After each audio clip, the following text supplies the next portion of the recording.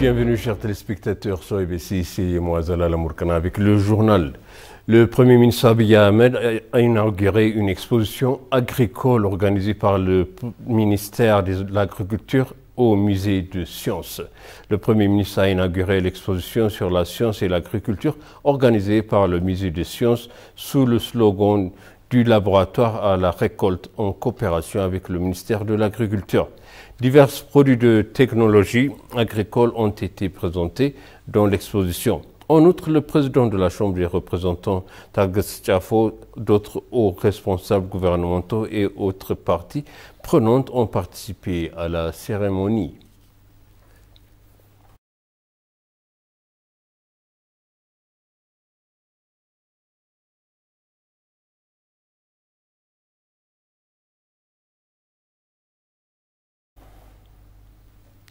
Le Premier ministre Abiy Ahmed a dit que l'Éthiopie avait créé un environnement favorable à l'industrie manufacturière. Le Premier ministre a ouvert une exposition sous le thème Made in Ethiopia en vue de revitaliser l'industrie du pays. Soulignant la politique industrielle saine que l'Éthiopie a mise en place, Abiy a exhorté les Éthiopiens à s'unir et à s'engager dans la production pour résoudre de manière permanente les défis de la nation.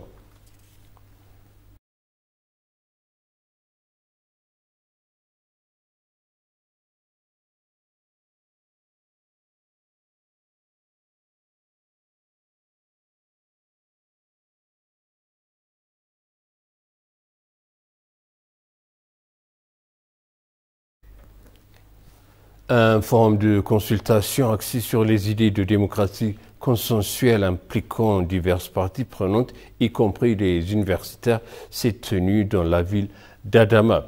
Selon le ministère de la Paix, il est nécessaire de pratiquer la démocratie consensuelle pour éviter les conflits et les problèmes d'absence de paix. Dr Suyum Masfen, ministre d'État de paix, a chargé du fédéralisme et de la gestion de conflits, a rappelé que le conflit est un manque de paix été observé partout en raison de l'absence d'un système alternatif d'entente et de représentation proportionnelle. Dr Suyum a affirmé que les Pays-Bas, le Liban, l'Irlande et le Belgique, qui ont une diversité comme l'Éthiopie, ont mis en œuvre avec succès la démocratie consensuelle pour résoudre les différends et les contradictions. Dr Mohamed Dejen, professeur au Centre du chercheur sur le fédéralisme et l'administration de l'Université d'Addis Abeba, a présenté un document de travail sur le concept de démocratie par consensus. Dr Mohamed a certifié que le système du parti qui remporte l'élection prend le pouvoir par vote de majorité n'a pas produit les résultats souhaités dans l'expérience de nombreux pays pluralistes.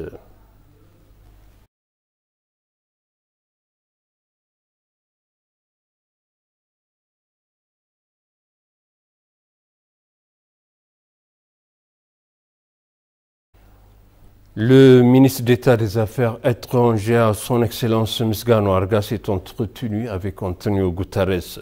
L'ambassadeur Misgano les a également informés de l'état de la mise en œuvre de l'accord de paix de Pretoria. Antonio Guterres, pour sa part, a exprimé sa joie que l'Éthiopie ait résolu le conflit dans le Nord et montre des changements rapides. Selon les informations du ministère des Affaires étrangères, ils ont confirmé que les Nations Unies soutiendront les efforts du pays pour consolider la paix qui a été réalisée.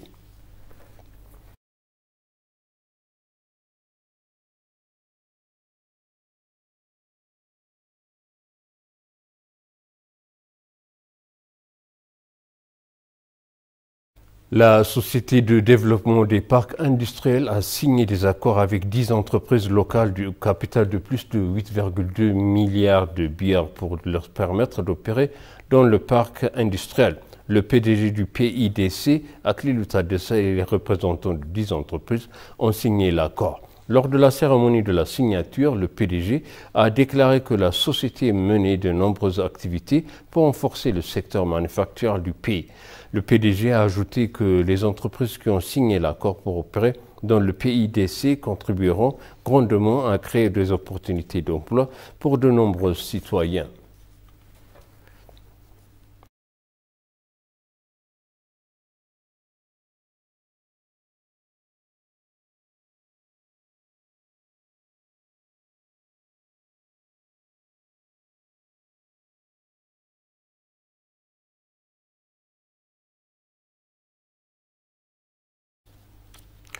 Les efforts déployés au cours des 3 dernières années pour assurer la sécurité alimentaire, la subsistance et les importations et la création d'emplois ont accéléré le développement du secteur agricole, sont encourageants, a déclaré le ministère de l'Agriculture, Girma Amante.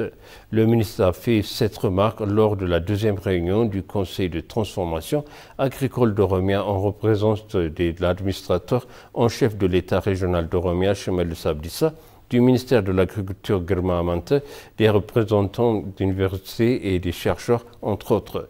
Chemal Sabdissa a pour sa part attesté que bien que des résultats positifs aient été obtenus dans le secteur agricole au cours des dernières années, la mécanisation agricole, la finance rurale, la fourniture d'intrants et la commercialisation, entre autres, méritent une attention particulière.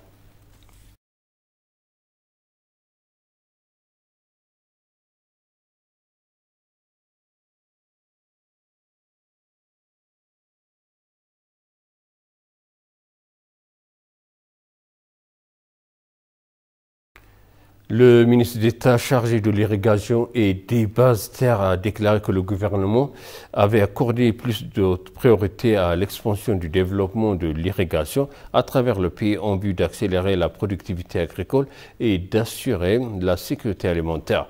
Dans une interview exclusive à l'agence de presse éthiopienne, le ministre d'État Andreas Geta a déclaré que le ministère avait entrepris diverses activités pour exploiter de manière adéquate des potentiels de l'irrigation pour le développement agricole dans le pays. De nouveaux développements d'irrigation et des activités d'entretien, de conception et de recherche sont également en cours dans diverses régions du pays au cours des 9 derniers mois de l'exercice au cours, a-t-il ajouté. À ce jour, quelques 1080 projets d'irrigation ont été achevés avec plus de 251 550 hectares de terre mise dans la disposition pour le développement au cours des 9 derniers mois de l'exercice en cours, a révélé le ministère.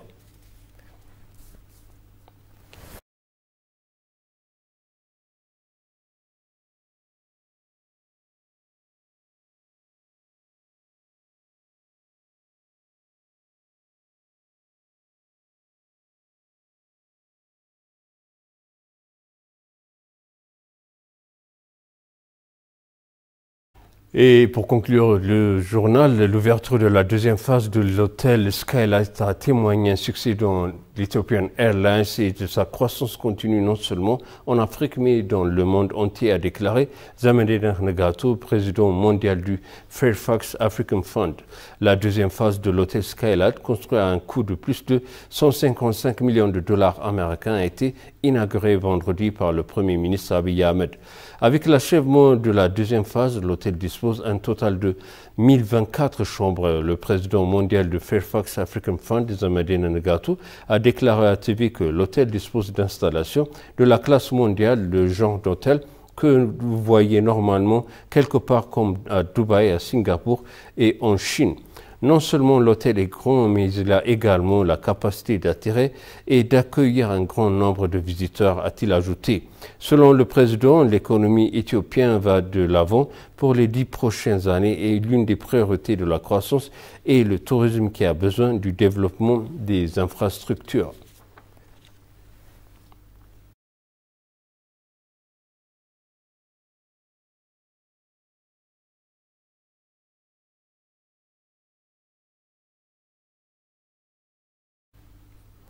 Et maintenant, je rappelle les titres principaux. Le Premier ministre Abiy Ahmed a indiqué que l'Éthiopie est dotée d'un environnement propice pour l'industrie manufacturière.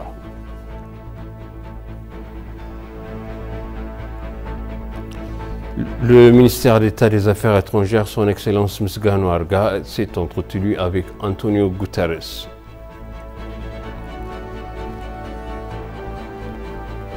Chers téléspectateurs, ainsi s'achève le journal. C'était moi, Zalala Mourkana, avec vous et je vous souhaite une bonne suite de programme.